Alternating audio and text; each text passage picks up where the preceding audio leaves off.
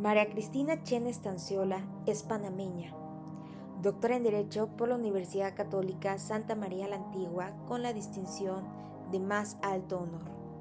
Es doctora en Administración, Hacienda y Justicia en el Estado Social por la Universidad de Salamanca con la máxima calificación. Tiene una maestría en Derecho Mercantil por la Universidad Santa María la Antigua, maestría en Derecho Procesal por la Universidad de Panamá. Es especialista en asesoría jurídica de empresas por la Universidad Politécnica de Madrid y también con una especialización en mediación por la Universidad de Panamá. Es especialista en docencia superior por la Universidad Latina de Panamá. Cuenta con la especialización en justicia constitucional y tutela jurisdiccional de derechos por la Universidad de Pisa, Italia, y abogada por la Universidad de Latina con los más altos honores. Autora de las obras La protección procesal de los derechos humanos en Panamá, el factoring, una alternativa de financiamiento para las empresas y los derechos fundamentales en la sociedad de la información, una propuesta para la protección en Panamá. Las sentencias constitucionales, contenidos, límites y alcances en materia de protección de derechos fundamentales. Sistema interamericano, desafíos y oportunidades. Teoría de control de convencionalidad, un cambio de paradigma. Justicia constitucional y nuevos cánones interpretativos. Es coautora de la obra Nuevas tecnologías en la administración de justicia y derechos fundamentales y de varias obras colectivas y artículos publicados en diversas revistas. Es miembro del Instituto Colombo Panameño de Derecho Procesal y miembro del Instituto Iberoamericano de Derecho Procesal y de su junta directiva. Es exmiembro de la junta directiva del Colegio Nacional de Abogados de Panamá. Miembro de la Comisión Redactora del Código Procesal Constitucional de la República de Panamá.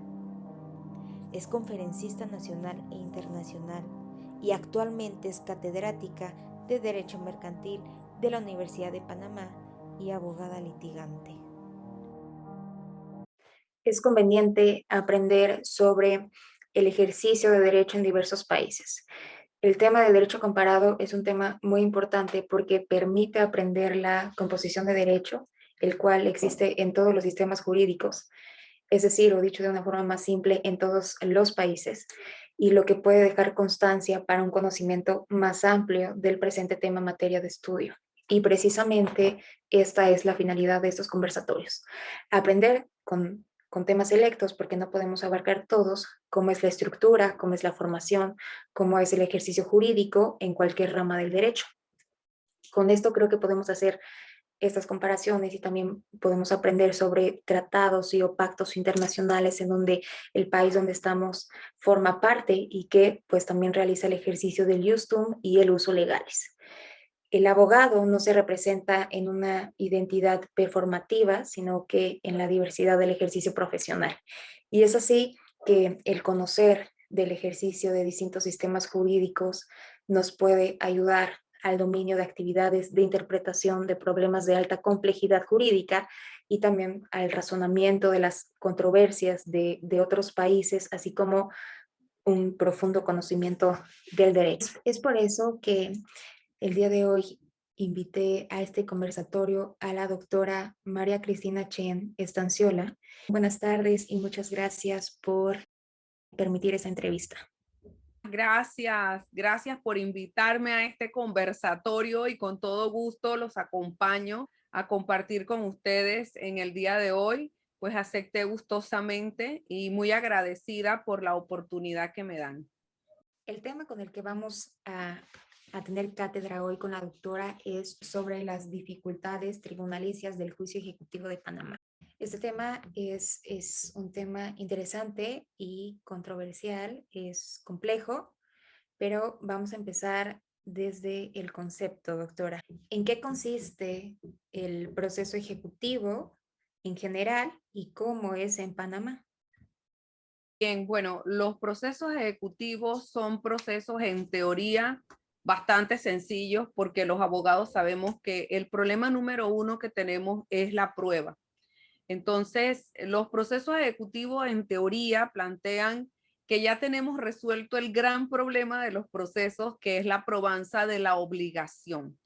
De forma tal que lo que queda es solicitar con ese derecho reconocido en el título, solicitarle a un juez que cumpla con la obligación que se encuentra contenida en él. De forma tal que el título ejecutivo no es más que el reconocimiento legal de una obligación al amparo de una ley en Panamá que permite a su acreedor poder en un tribunal solicitar la ejecución o el cumplimiento de la obligación y de las condiciones que ya se encuentran reconocidas en el título. Por tanto, en el juicio ejecutivo, la discusión procesal es muy reducida y muchas personas señalan que ese es un defecto del juicio ejecutivo, pero no comprenden que lejos de un defecto es la forma en la que se encuentra diseñado el juicio ejecutivo para diferenciarse de lo que llamamos proceso ordinario, que es aquel en donde hay necesidad de demostrar la pretensión, los hechos que fundamentan y amparan la pretensión y que se encuentran amparados en el derecho vigente en un momento determinado en un país. Así que precisamente para hacer esa diferenciación del proceso ordinario en donde el justiciable tiene que probarlo todo, el proceso ejecutivo se diferencia del proceso ordinario porque tú vas al proceso con la prueba de la obligación y solamente vas a pedirle al juez la ejecución. Una persona en Panamá le paga a otra con un cheque y resulta ser que ese cheque no tiene suficiente provisión de fondos. El banco en la caja va a sellar el cheque y va a decir cheque sin suficiente provisión de fondos.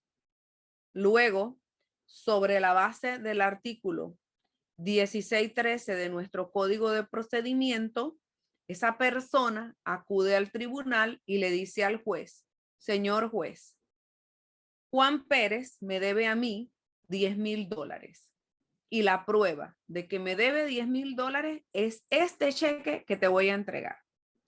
Cheque que no he podido cobrar porque no tiene la suficiente cantidad de dinero, pero hay un reconocimiento de la obligación. Entonces, así la discusión procesal es bastante reducida. ¿Por qué es reducida? Porque de otro lado, en el juicio ejecutivo no es el escenario para que nosotros discutamos aspectos de fondos relacionados con la obligación. ¿Qué es lo que ocurre en el proceso ordinario? En un proceso ordinario, si yo digo que la otra parte incumplió el contrato, ¿qué es lo que tengo que demostrar? Primero, la existencia del contrato. Luego, el incumplimiento del contrato. Y en tercer lugar, los daños y perjuicios que ese incumplimiento me acarreó a mí en mi patrimonio.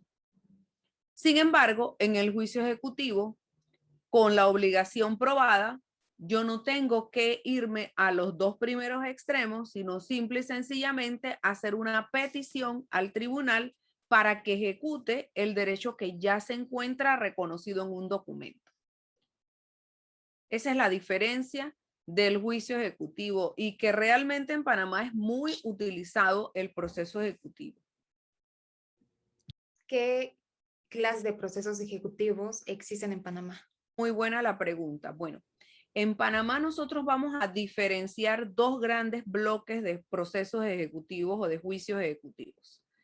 Vamos a diferenciar el juicio ejecutivo simple, que es aquel que no está amparado en una garantía, tanto prendaria como hipotecaria, de el juicio ejecutivo hipotecario en el cual existe por parte del acreedor la sujeción a un determinado bien, como es en el caso de las hipotecas, en donde el acreedor financia la vivienda, pero al mismo tiempo constituye un derecho sobre ella, de forma tal que si el deudor no le paga sobre la base de ese título ejecutivo, que generalmente es un banco, se va donde un juez y se le solicita al juez entonces que el juez declare que la obligación ha sido incumplida y en consecuencia se inicie el trámite de compeler al deudor al pago de la obligación.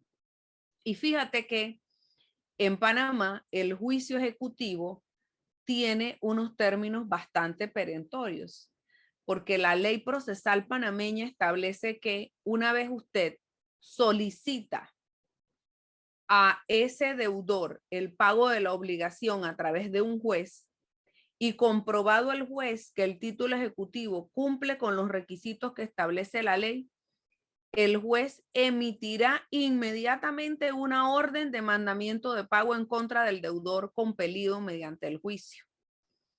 Y esa orden de mandamiento de pago incluye no solamente la ejecución de la obligación adeudada, sino también el pago de las costas y de los gastos legales, así como los intereses legales que, a la luz de lo negociado, tratándose de comerciantes, o a la luz del derecho positivo vigente, que es la suma del 6% anual de intereses, se establece entonces ese cálculo de intereses. Entonces, el juicio ejecutivo hace una gran inclusión del mandamiento de pago, no solamente de la cantidad líquida reclamada originalmente, sino de los gastos de reclamo de esa cantidad. Y además, la ley panameña establece que el juez notificará al deudor de que tiene 2 días para pagar la obligación que en el juicio se reclama. Y en el caso de que el deudor no concurra a pagar dentro del término de 2 días o manifieste que no cuenta con los medios para hacerle frente al pago de la obligación adeudada, el acreedor estará en libertad de investigar cuáles son los bienes que tiene ese deudor y proceder a la denuncia de los bienes para el embargo de dichos bienes. ¿Cuáles serían los requisitos en materia general? En general, tú tienes que ir a un juicio ejecutivo teniendo un documento que la ley ha establecido que presta mérito ejecutivo. Ahora, la pregunta es, ¿qué presta mérito ejecutivo en Panamá? Bueno, y te cuento que el artículo 1613 del Código Judicial panameño establece un listado muy largo de cuáles son esos documentos que prestan mérito ejecutivo. Generalmente son títulos de crédito, son documentos negociables, tienen, por ejemplo, temas de cheque, letras de cambio, pagarés suscritos con acreedores, pero también, y esta es la nota interesante, la ley panameña establece que las sentencias judiciales por ellas mismas constituyen un título ejecutivo. Quiere decir que una sentencia de condena de liquidación de gastos en abstracto es, para efectos de la ley panameña, un título ejecutivo. Quizás no tengo la cuantía líquida de la obligación, pero sí tengo el reconocimiento de la obligación. Pongo un ejemplo porque me gusta siempre regalarles ejemplos para mejor comprensión. Pongamos que en un juicio de edificación sobre terrenos ajenos se ha reclamado por parte de quien edificó de buena fe, se ha reclamado el valor de la edificación. Agotadas las fases procesales, el juez considera que efectivamente se han probado los extremos que dan lugar a la concesión de la indemnización, tales como que el terreno pertenezca a otra persona, tales como que esa persona que haya edificado lo haya hecho de buena fe y a la vista y paciencia del propietario, y que efectivamente hay un vínculo entre la edificación y la persona que dice haberlo edificado. Es decir, hemos probado que una persona en terreno ajeno hizo una edificación. Pero lo que no hemos probado es cuánto vale la edificación. Porque resulta que los elementos de prueba aportados al proceso en cuanto a la cuantificación de esa edificación no se encuentran claros. Por tanto, el juez dice, yo voy a reconocer el derecho, pero de plano no puedo reconocer una cuantía. Le voy a dar un término prudencial, que es el término de 6 meses, para que esa persona en 6 meses concurra al proceso y demuestre, presente las facturas, presente los documentos que tenga, de forma tal de poder valorar o cuantificar el monto de esa edificación.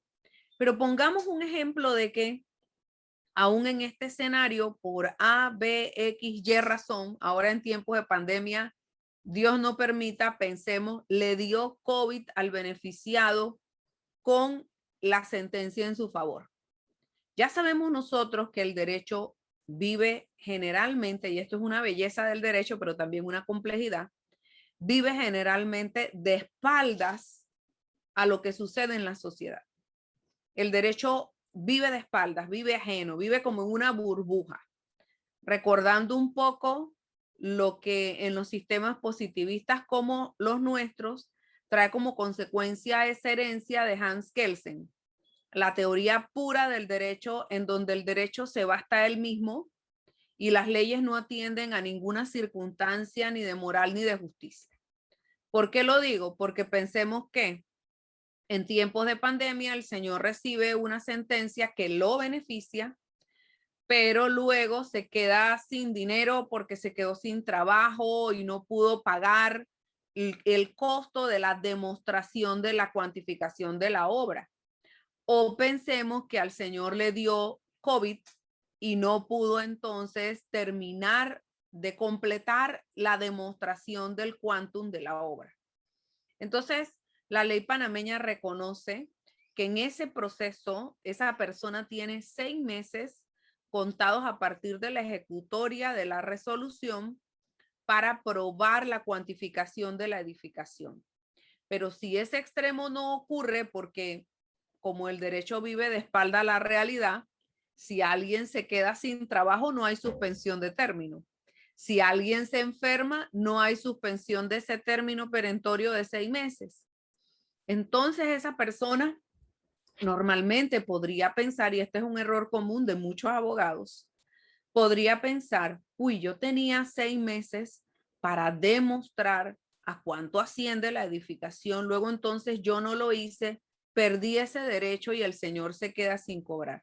No, el Código Judicial de Panamá reconoce que toda sentencia es en sí mismo un título ejecutivo.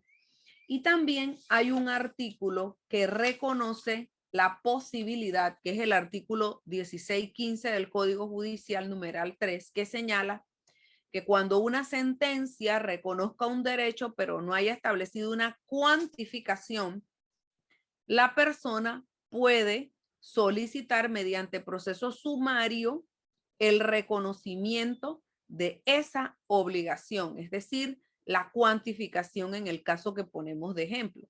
O sea que en términos ideales, una persona que se beneficia por una sentencia de liquidación de condena en abstracto, que no tiene claro cuál es la cuantía porque no lo ha logrado demostrar, pero que sí ha logrado demostrar el derecho, y ponte que pasó 6 meses y no pudo demostrarlo en ese proceso, todavía la ley panameña le permite a través de el juicio ejecutivo o del juicio sumario, porque es un derecho que tiene de escoger cualquiera de las dos vías, demostrar a cuánto asciende la cuantificación del daño.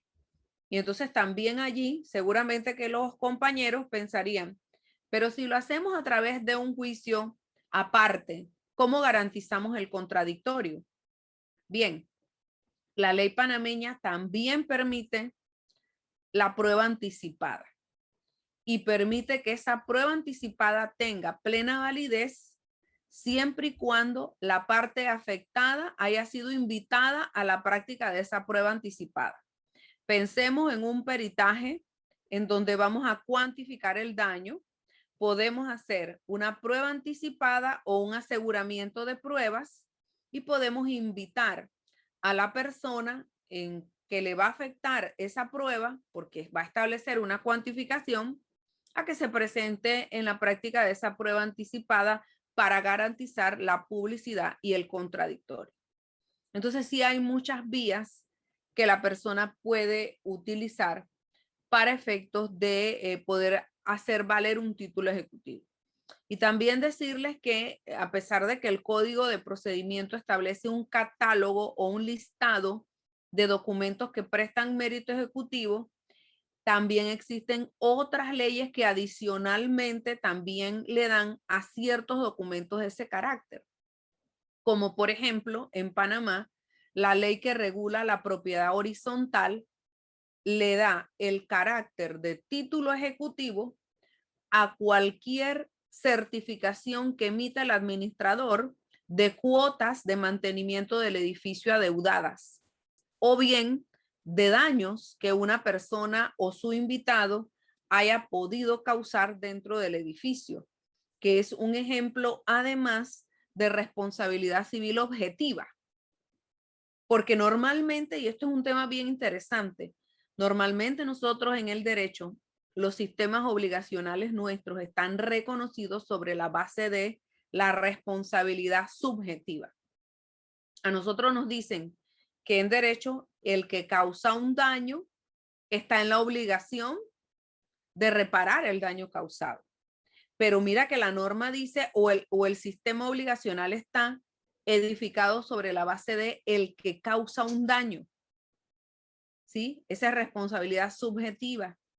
Pero hay ciertos supuestos en donde la propia ley establece una responsabilidad objetiva. Es decir, aunque yo no haya causado el daño, tengo la obligación de repararlo y los daños causados por una persona o sus invitados en las áreas comunes de los edificios tienen por ley responsabilidad objetiva.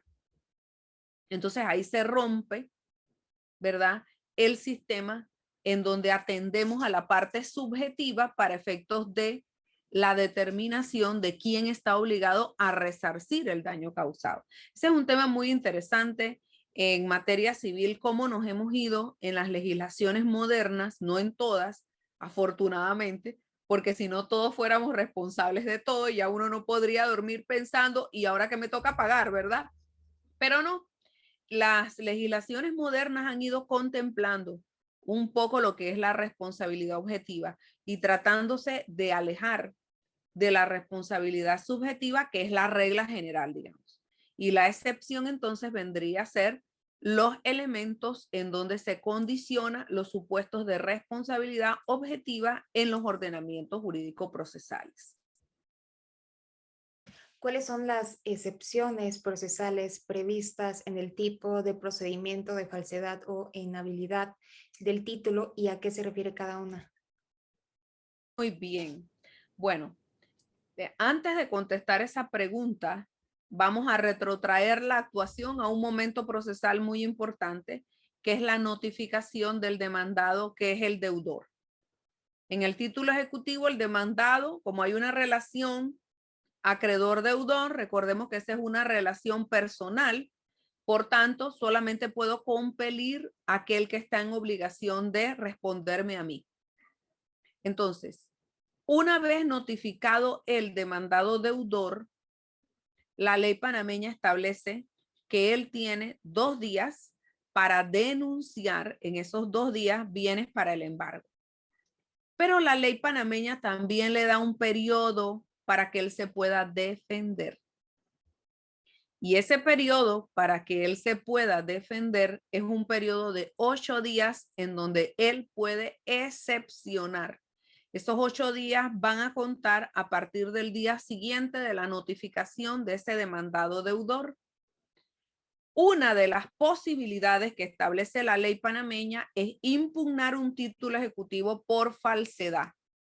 Se llama la tacha de falsedad del documento, porque la de ilegitimidad de personería probablemente no la tengamos que interponer, y si la tenemos que interponer es muy sencilla, porque como hay una relación de tipo obligacional de crédito entre acreedor y deudor, si yo no debo y debe mi hermana y me demandan a mí, pues inmediatamente yo excepciono inexistencia de la obligación en lugar de ilegitimidad de personería, porque la ilegitimidad de personería sería cuando el que demanda en nombre del acreedor no se encuentra habilitado por ley para eso. Y en supuestos muy excepcionales, el demandado es el que va a interponer la excepción de ilegitimidad de personería cuando, por ejemplo, se trata de alguien que era accionista de una sociedad o que tenía un negocio a título personal que fue objeto de venta un año atrás. Entonces, en estos supuestos, la segunda excepción de la que me hablaban era la de falsedad. En Panamá se le habla de tacha de falsedad y tiene los trámites de un incidente. La persona contra la quien se presente un documento que es arguido de falso, tiene que tachar el documento de falso a través de la vía incidental y tiene que señalar cuáles son las razones por las cuales el documento se considera falso, pero además de eso está en la obligación porque tiene la carga de la prueba, y por tanto está en la obligación de probar en qué consiste la falsedad. Una falsedad, dependiendo del tipo que sea, normalmente ¿cómo se prueba? A través de un peritaje grafológico. Ese es el medio idóneo, ¿verdad? Porque en presencia de medios idóneos para la probanza de los hechos, los medios menos adecuados no deben surtir efecto. Por ejemplo, yo no puedo probar una ilegitimidad de personería con testigos cuando lo que yo estoy diciendo que la firma es falsa. Entonces ahí lo que se impone es un peritaje grafológico y no el testigo que diga, pues yo no lo vi firmar o yo veo que él firma diferente. Ahora bien, otra gran pregunta que viene atada al tema de las excepciones, porque me han preguntado de 2 excepciones, pero otra gran pregunta es, ¿qué se puede excepcionar? Porque en los procesos ejecutivos simples está abierto el catálogo para que usted pueda excepcionar lo que usted quiera. Pero en los procesos ejecutivos hipotecarios solamente se puede excepcionar la prescripción de la obligación o el pago total de la misma. O sea que solamente hay 2 posibilidades de excepción.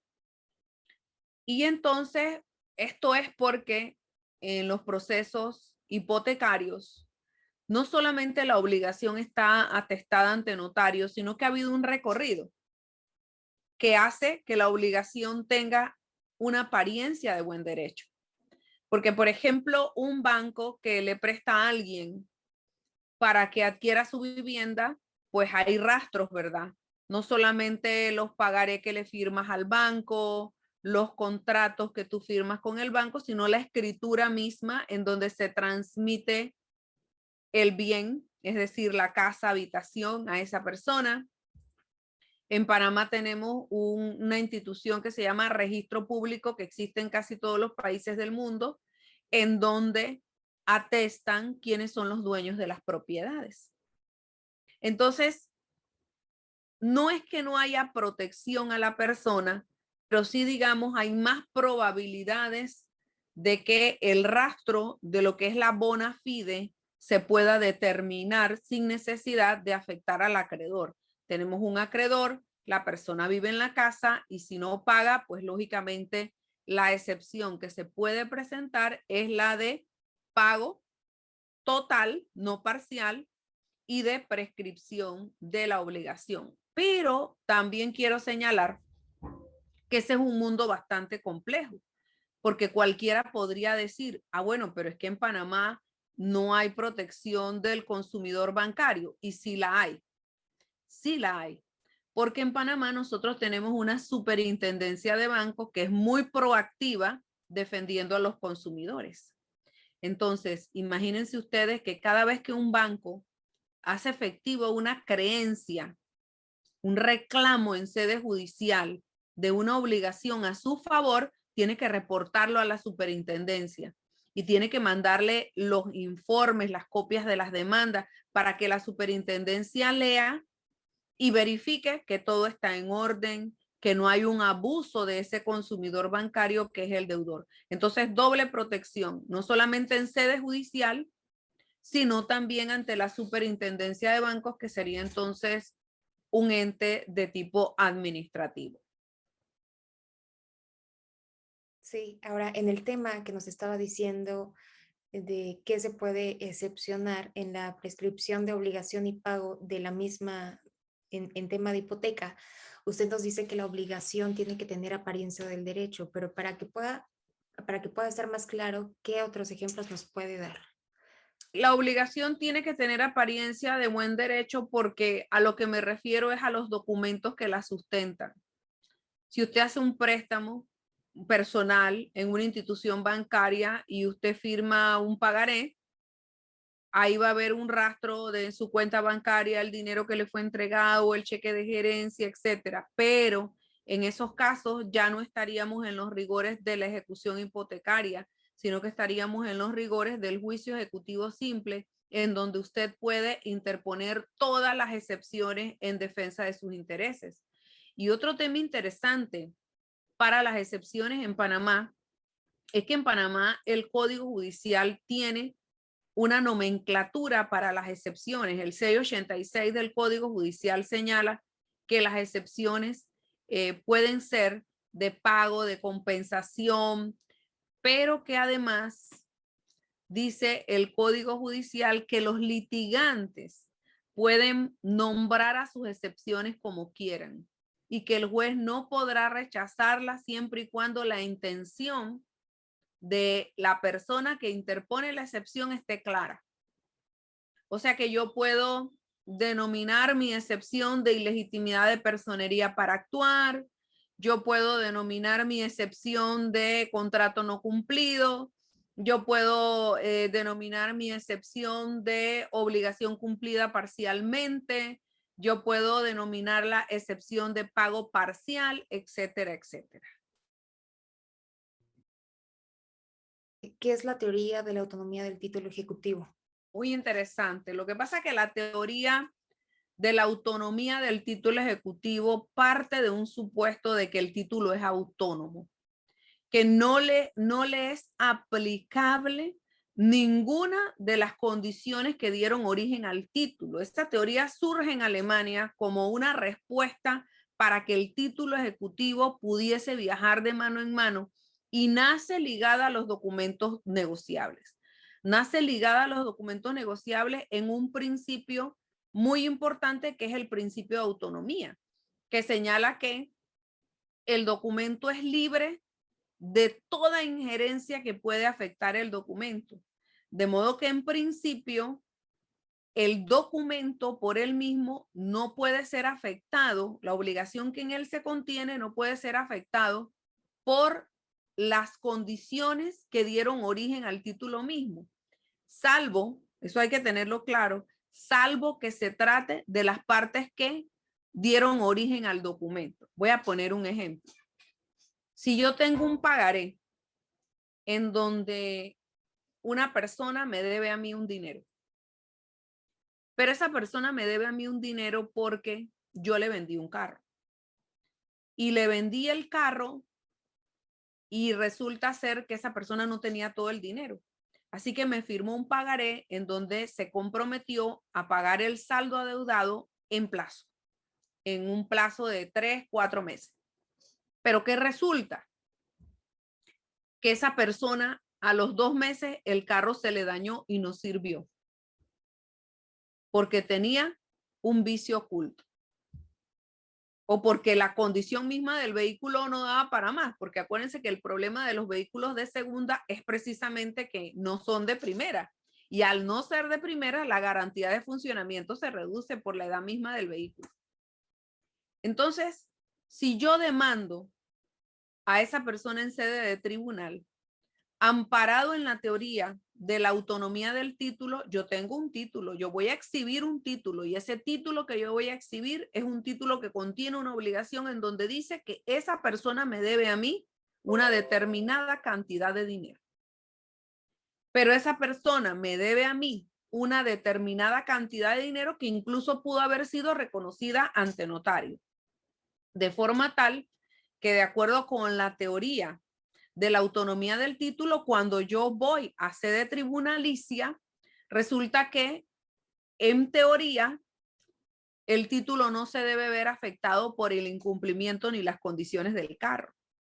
Y en teoría, el juez debería inmediatamente declarar que la obligación ha sido desatendida y ordenar o compelir al deudor al pago de la misma. Sin embargo, como ellos fueron los que crearon el título, las relaciones que dieron orígenes al título afectan al título mismo.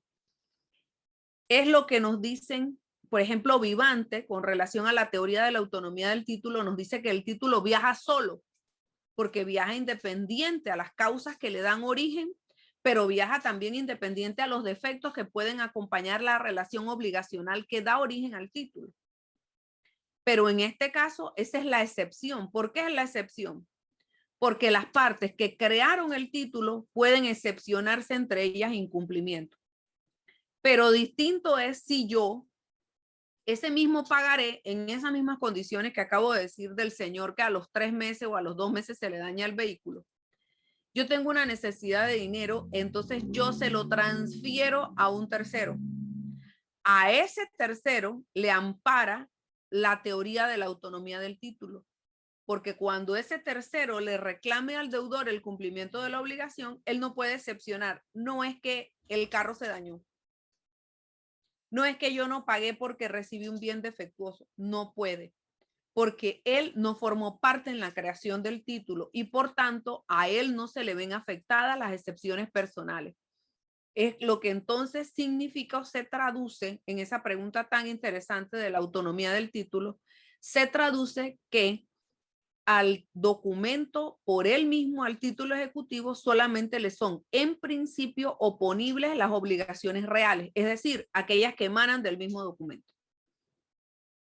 ¿Y cuáles son las que emanan del mismo documento?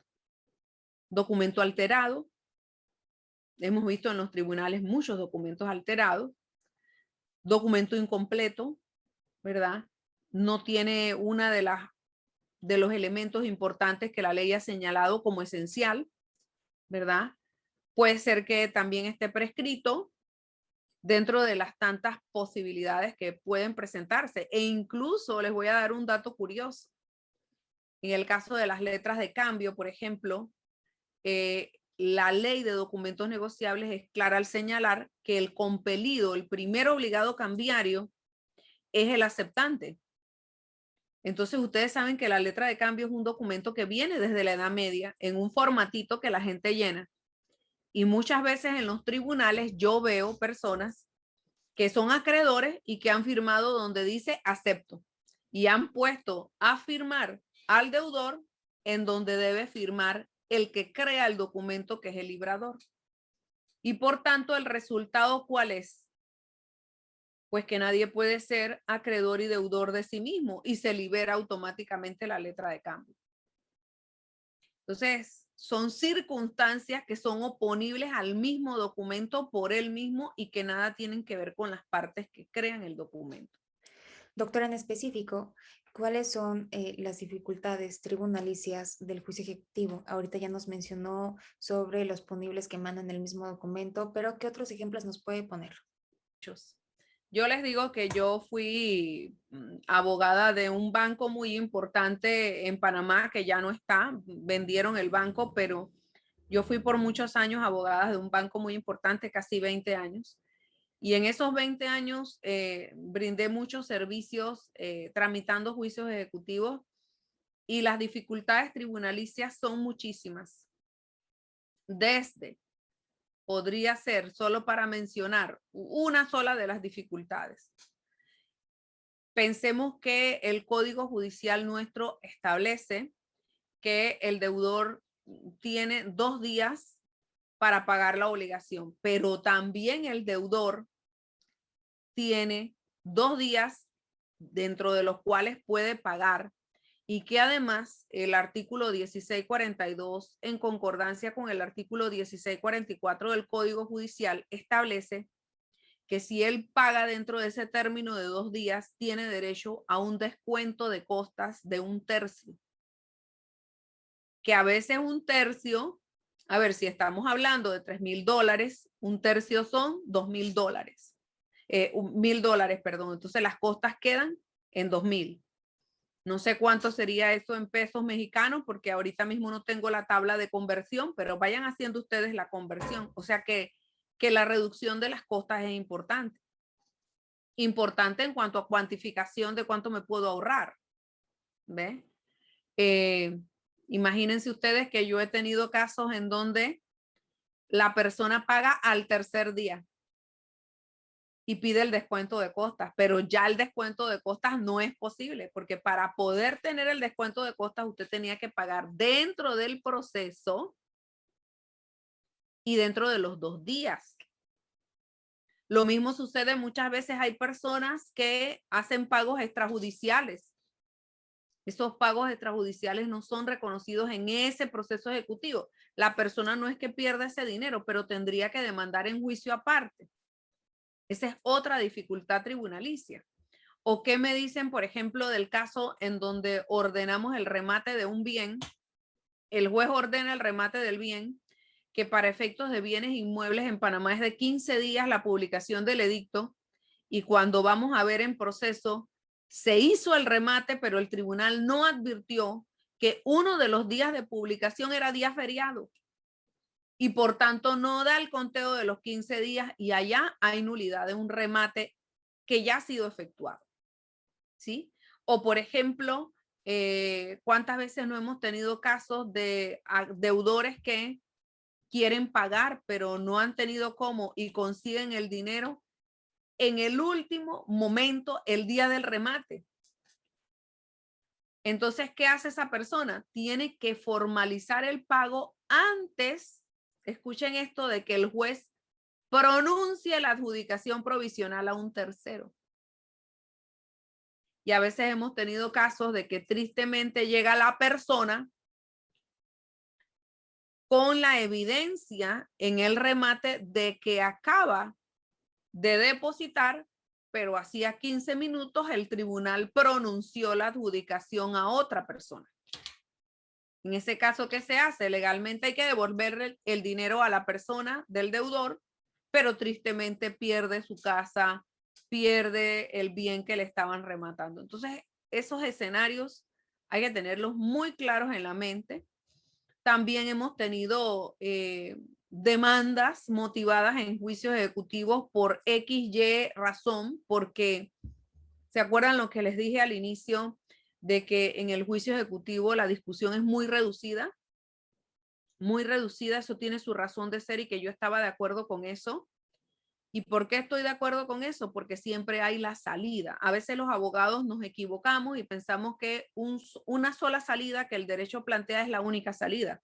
Ustedes como abogados exploren todas las salidas posibles. Entonces, en el juicio ejecutivo, si bien es cierto la discusión es reducida, no es menos cierto que no hacen tránsito a cosa juzgada. O sea que cualquier inconveniente, cualquier violación de un derecho que el deudor haya sentido, ha sufrido en los trámites del juicio, cualquier daño, cualquier perjuicio, la puede reclamar dentro del proceso sumario, presentando copia del juicio ejecutivo en su contra y dentro del término de 1 año. Entonces podríamos quedarnos aquí hablando toda la tarde de las dificultades que uno puede tener relacionadas con los juicios ejecutivos, porque el juicio ejecutivo le da una ventaja al acreedor, que es que no tiene que probar la existencia de la obligación en su favor, pero también puede presentarse muchas complejidades en la tramitación que van desde muchas veces la imposibilidad práctica de poder cobrar porque en el camino el deudor se fue deshaciendo intencionalmente de todos sus bienes, o también pueden presentarse dificultades como las que les he señalado, excepciones que no son admitidas, pagos que no son reconocidos, pero que en el proceso sumario tienen lugar todas esas discusiones. Doctora, increíble participación. Agradezco que haya accedido a esta plática que va a despejar muchas de las dudas que tenemos. Y también déjeme decirle que es la primera mujer que participa en los conversatorios de mi canal. Muchas gracias. Muchas gracias. Eso es importante, que las mujeres hablen y que las mujeres participemos. A veces reclamamos espacios, pero tenemos nosotros también que atrevernos a trabajar y participar. Le mando un gran abrazo. Saludos. Saludos.